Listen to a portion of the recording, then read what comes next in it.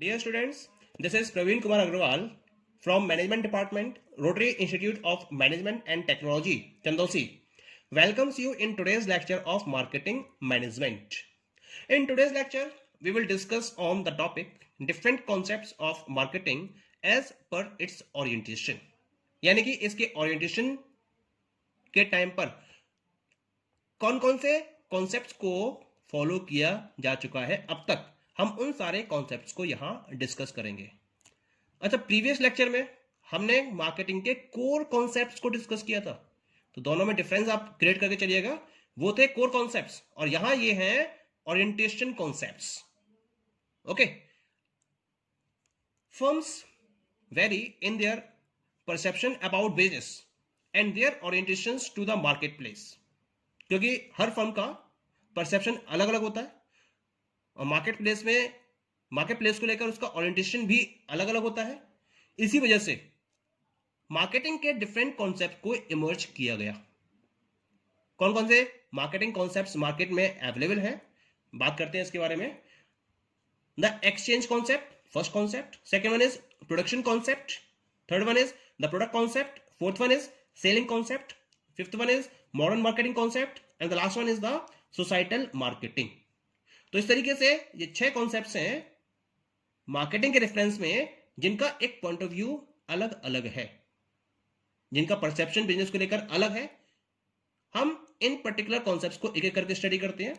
सबसे पहला कॉन्सेप्ट है इसके अंदर, that is known as the exchange concept. जैसा कि नाम में ही लिखा हुआ है एक्सचेंज, यानी कि जो इस पर्टिकुलर कॉन्सेप्ट की सेंट्रल थीम है, this is the exchange of a product between the seller and buyer.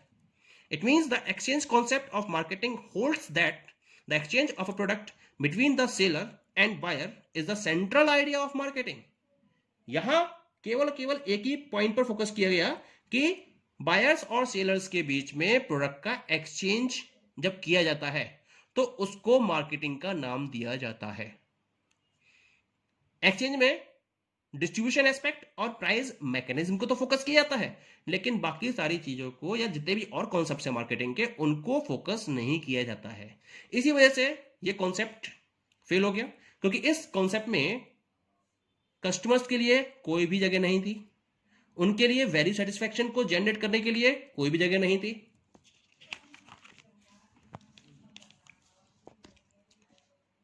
Creative selling के लिए कोई भी प्लेस नहीं था, इंटीग्रेटेड एक्शंस के लिए integrated actions for serving the customer, इसके लिए भी कोई प्लेस नहीं था। ये सारे पॉइंट्स इसमें इग्नोर कर दिए गए थे, केवल एक्सचेंज को ही इसके अंदर इंपॉर्टेंस दी गई थी। इसी वजह से ये कॉन्सेप्ट कंप्लीटली फेल हो गया था। इसके बाद नेक्स्ट कॉन्सेप्ट है, that is known as the production concept. Production concept जैसे नाम से जाहिर है, प्रोडक्शन को इसमें इंपॉर्टेंट पॉइंट या इंपॉर्टेंट प्लेस दिया गया था। According to this concept, production dominates the thinking process. The marketing can be managed by managing production. तो इस कॉन्सेप्ट का कहना था कि आप केवल प्रोडक्शन को मैनेज किए, ऑटोमेटिकली मार्केटिंग मैनेज हो जाएगी। अब प्रोडक्शन को मैनेज करने से मतलब क्या है? ये कॉन्सेप्ट ये मानता था that customers would support those products that are produced in great volume at a low unit cost. इस कॉन्सेप्ट का मानना था कि मार्केट में ज्यादा से ज्यादा क्वांटिटी में किसी भी पर्टिकुलर प्रोडक्ट का प्रोडक्शन करिए।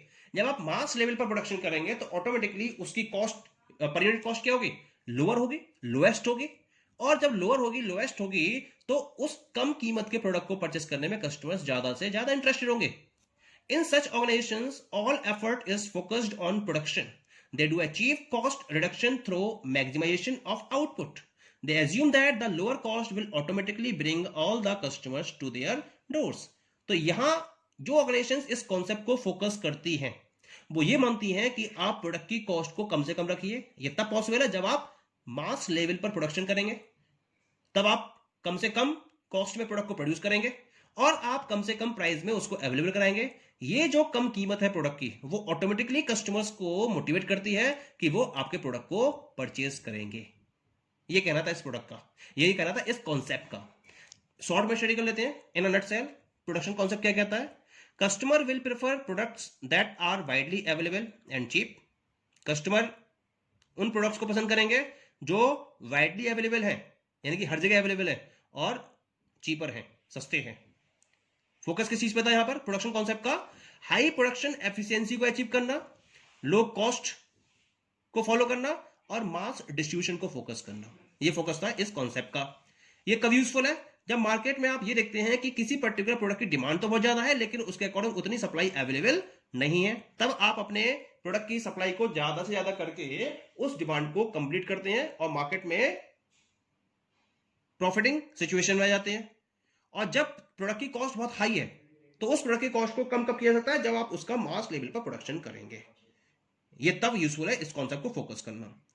क्या क्या एग्जांपल्स है? जितने भी स्टैंडर्ड रॉ मटेरियल्स डेवलप किए जाते हैं, जितने भी स्टैंडर्ड कंपोनेंट्स डेवलप किए जाते हैं, डीवीडीज डेवलप की जाती हैं, एलसीडीज डेवलप की जाती हैं, और भी बहुत सारे प्रोडक्ट्स हैं जिनको मास स्केल पर डेवलप करने का पर्पस क्या होता है? उनकी कॉस्ट को मिनिमम लेवल तक ले जाना। So this is known as the production concept. Okay, the next concept of marketing is product concept. Product concept mainly ये प्रोडक्ट पर फोकस करता है, प्रोडक्ट की वैरायटी पर फोकस करता है। क्या कहता है ये concept? The product concept seeks to win markets and profits via product excellence, improved products, new products and ideally designed and engineered products. It places emphasis on quality assurance. In general, the product concept tries to achieve marketing success through product attributes. कुल मिला के ये जो product concept है इसे जो भी organisations follow करती हैं वो ऑर्गेनाइजेशंस क्या करती हैं? वो ऑर्गेनाइजेशंस प्रोडक्ट की एक्सीलेंस पर ध्यान देती हैं, इंप्रूव्ड प्रोडक्ट पर ध्यान देती हैं, नए नए प्रोडक्ट्स पर ध्यान देती हैं, ऐसे प्रोडक्ट्स पर ध्यान देती हैं जो आइडियली डिजाइंड हो और जो इंजीनियर्ड प्रोडक्ट्स हो और एक यूनिक प्लेस हो उनका मार्केट में और डिफरेंट एट्रीब्यूट या यूनिक एट्रीब्यूट के साथ में मार्केट में अवेलेबल हो। क्योंकि उनका ये मानना होता है कि जितना यूनिक क्वालिटी के साथ में प्रोडक्ट मार्केट में अवेलेबल होगा उतना कस्टमर्स उसको परचेज करने में इंटरेस्टेड होंगे और उनकी सेल उतनी ज्यादा से ज्यादा होगी और इस बेसिस पर वो मार्केट में अपने प्रॉफिट को मैक्सिमम लेवल तक ले जा सकती हैं। Organizations following the product concept assume that consumers would automatically vote for products of high quality. They concentrate on product excellence. They spend their time and money on research and development and bring out many new products. ये concept जो भी organisations follow करती हैं या focus करती हैं वो ज्यादा से ज्यादा पैसा अपना रिसर्च एंड डेवलपमेंट पर खर्च करती हैं, जैसे कि न्यू आइडियाज, इनोवेटिव आइडियाज के साथ में लेटेस्ट प्रोडक्ट्स को मार्केट में अवेलेबल कराया जा सके। और मेनली इनका फोकस क्वालिटी पर होता है। जितना हाई क्वालिटी का प्रोडक्ट अवेलेबल होगा इनका मानना है उतना ही ज्यादा कंज्यूमर्स उसको पसंद करेंगे और उसको ज्यादा से ज्यादा परचेज करेंगे। So this is about the product concept. Now come to the next concept. This concept is about the selling concept. क्योंकि प्रोडक्ट कॉन्सेप्ट में या बाकी जितने भी कॉन्सेप्ट थे उसमें केवल प्रोडक्ट को डेवलप किया गया, उसको कंज्यूमर्स के बीच में प्रेजेंट करने के लिए उन्हें मोटिवेट नहीं किया गया। तो इस पर्टिकुलर प्रॉब्लम को अवॉइड किया गया, सेलिंग कॉन्सेप्ट के अंदर फोकस किया गया। सेलिंग कॉन्सेप्ट का यह मानना है that the company has to aggressively promote and push its products, कि जब तक आप हैवी लेवल पर, एग्रेसिव लेवल पर अपने प्रोडक्ट को प्रमोट नहीं करेंगे, जब तक आप अपने प्रोडक्ट को पुश नहीं करेंगे, तब तक उसकी सेल पॉसिबल नहीं हो सकती है लार्ज स्केल पर। इसके लिए आपको हैवी लेवल पर प्रमोशन करना होता है। It cannot expect its product to get picked up by the customers automatically. Customers को मोटिवेट करना होता है, कस्टमर्स सेल्फ मोटिवेटेड नहीं होते हैं। इस कॉन्सेप्ट के अकॉर्डिंग आप उनको अपने डिफरेंट टूल्स, प्रमोशनल टूल्स का यूज करके क्या करते हो? उन्हें मोटिवेट करते हो उस प्रोडक्ट को परचेज करने के लिए। तब जाकर आप अपने प्रोडक्ट की सेल को मैक्सिमम लेवल तक ले जा सकते हो। भले ही आपका प्रोडक्ट कितनी भी सुपीरियर क्वालिटी का क्यों ना हो, भले ही आप कितनी वैरायटी के साथ में मार्केट में अवेलेबल क्यों ना हो, लेकिन अगर उसके पीछे प्रमोशन नहीं है तब तक उसकी सेल को नहीं बढ़ाया जा सकता है। यह कहना था सेलिंग कॉन्सेप्ट का। क्या करते हैं इसके लिए? डिफरेंट टाइप के टूल्स यूज किए जाते हैं सेलिंग कॉन्सेप्ट में। जैसे हैवी एडवर्टाइजिंग को फोकस किया जाता है, हाई पावर पर्सनल सेलिंग को इंट्रोड्यूस किया जाता है, large scale sales promotional techniques को फोकस किया जाता है, हैवी प्राइस डिस्काउंट्स दिए जाते हैं, स्ट्रॉन्ग पब्लिसिटी और पब्लिक रिलेशंस को फोकस किया जाता है। ये सारे नॉर्मल टूल्स हैं ऑर्गेनाइजेशन के द्वारा जिनका यूज करके प्रोडक्ट को प्रमोट किया जाता है और उसकी सेल को इंक्रीज किया जाता है।